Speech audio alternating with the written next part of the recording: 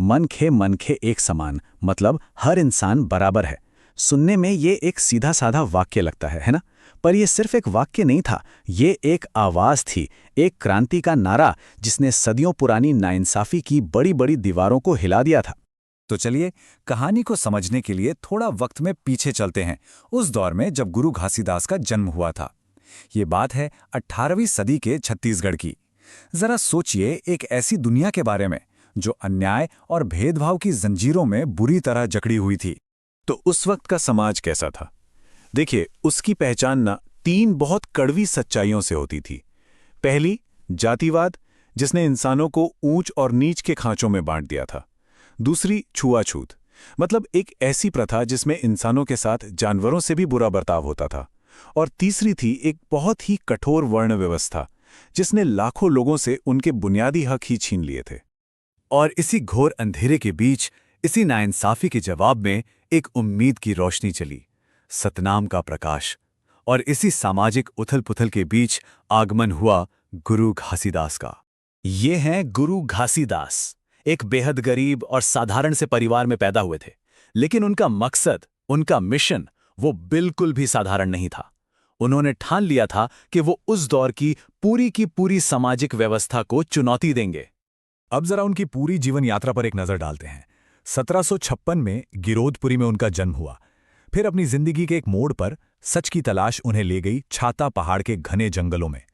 वहां उन्होंने बहुत लंबी कठोर तपस्या की, और इसी तपस्या का, इसी खोज का नतीजा था कि करीब 1820 के आसपास उन्होंने सतनाम का संदेश देना शुरू किया। और फिर 1850 में वो अपने पीछे एक ऐसी विरासत छोड़ गए जो आज भी जिंदा है। तो आखिर ये सतनाम है क्या? इसका मतलब बहुत सीधा है, सत्य ही ईश्वर है। अब ये उस समय के हिसाब से एक बहुत ही क्रांतिकारी विचार था। इसका कहना था कि ईश्वर किसी कर्मकांड या मूर्तियों में नहीं है, वो तो सच्चाई में है, साफ चरित्र में है, और सबसे जरूरी बराबरी की भावना में है। और इसी सोच को उन्होंने 7 बहुत सरल सिद्धांतों में लोगों तक पहुंचाया। यही सिद्धांत सतनामी समुदाय की नैतिक नींव बने।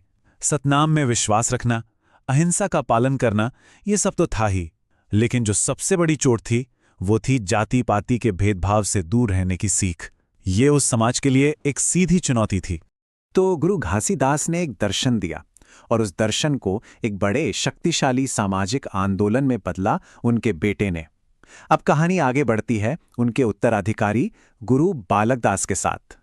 गुरु बालकदास के बारे में कहा जाता है कि वो बहुत बलशाली, साहसी और एक कमाल के संगठन करता थे।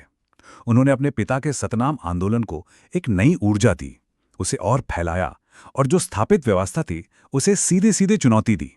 और जानते हैं इस आंदोलन का असर कितना गहरा था? बराबरी का यह संदेश इतना ताकतवर था कि यह सिर्फ एक ही समुदाय में सिमटकर नहीं रहा।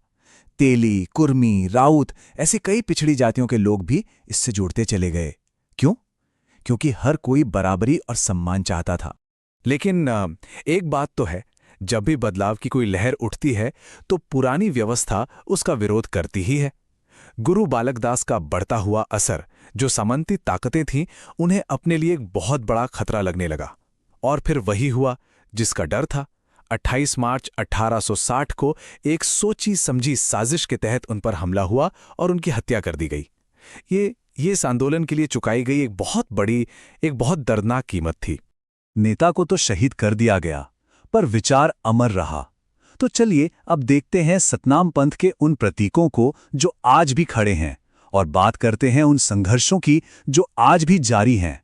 ये है जैतखाम, सतनाम पंथ का सबसे मुख्य और पवित्र प्रतीक। ये ऊंचा सा सफेद खंभा जिस पर एक सफेद झंडा लगा होता है, ये सच्चाई, शांति और पवित्रता का प्रतीक है। ये सिर्फ कोई ढांचा नहीं है, ये उनकी आस्था और पहचान का जीता जागता केंद्र है। और जैसा मैंने कहा, संघर्ष आज भी चल रहा है। बोरसरा में गुरु बालकदास धाम की 178 एकड़ जमीन पर आज भी कब्जा है, और उस पवित्र जगह पर पुलिस का पहरा रहता है। ये दिखाता है कि अपनी विरासत और अपने हक की लड़ाई अभी खत्म नहीं हुई है। इतने उतार चढ़ाव और संघर्षों के बाद ये सवाल उठना लाजमी है कि आज के दौर में सतनाम पंथ की विरासत का क्या हुआ। तो इसका जवाब है कि ये विरासत न सिर्फ जिंदा है, बल्कि उतनी ही जरूरी भी है। चलिए देखते हैं कैसे। अब इस आंकड़े पर गौर कीजिए। 77 मीटर, जी हाँ, 77 मीटर्स।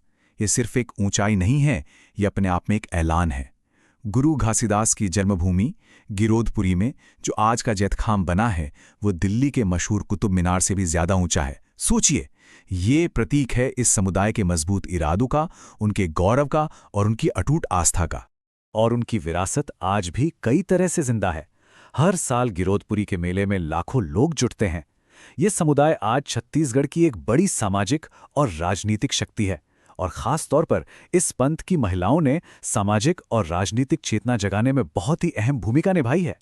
और सबसे बड़ी बात, बराबरी का वो मूल सिद्धांत आज भी हर तरह के भेदभाव के खिलाफ एक बुलंद आवाज है। तो आखिर में सवाल यही है कि 18वीं सदी में दिया गया बराबरी का वो क्रांतिकारी संदेश, मनखे एक समान, आज की दुनिया में न्याय और हक की लड़ाई को कैसे प्रेरित कर सकता है? ये एक ऐसा सवाल है जिस पर हम सबको सोचने की जरूरत है।